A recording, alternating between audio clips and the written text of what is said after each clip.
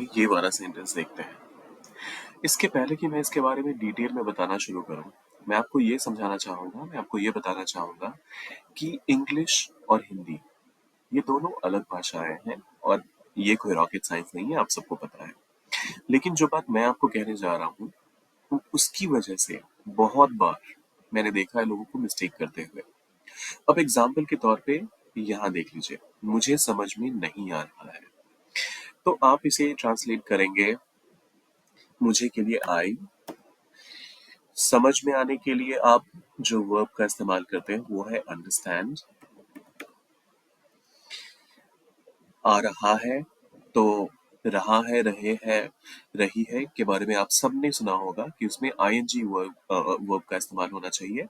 Verb का जो ING form होता है उसका इस्तेमाल होना चाहिए और उसके पहले सब्जेक्ट के बाद आपको एम इज आर का इस्तेमाल करना चाहिए। प्रेजेंट कंटिन्यूअस का सेंटेंस ऐसे ही बनाते आए हैं हम।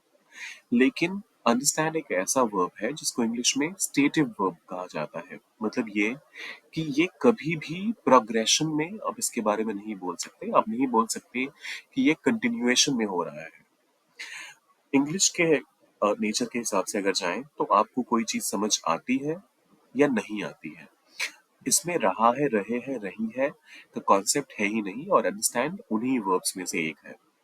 तो यहाँ पर आई अंडरस्टैंड, मैं समझता हूँ या मैं समझ रहा हूँ, दोनों के केस में आप आई अंडरस्टैंड का ही इस्तेमाल करेंगे। अब इसका नेगेटिव फॉर्म है, तो नेगेटिव बनाने के लिए सबसे पहले तो आपको ये देखना पड़ेगा कि क्या यहाँ पर कोई हेल्पिंग वर्ब है। सब्जेक्ट के बाद कोई हेल्पिंग वर्ब तो है ही नहीं, सब्जेक्ट के बाद आपको डायरेक्टली एक मेन वर्ब आ गया है जो कि अंडरस्टैंड है। तो इस वजह से आप यहाँ पर आई के बाद जब आपको सीधा नॉट लगाएंगे तो वो इनकरेक्ट हो जाएगा। तो इस वजह से आपको कहना होगा आई डू नॉट अंडरस्टैंड या फिर आई डोंट अंडरस्टैंड और इसका फाइनल ट्रांसलेशन यही होगा। बिना किसी फालतू बकवास के इंग्लिश सीखने के लिए चैनल को सब्सक्राइब करना ना भूलें।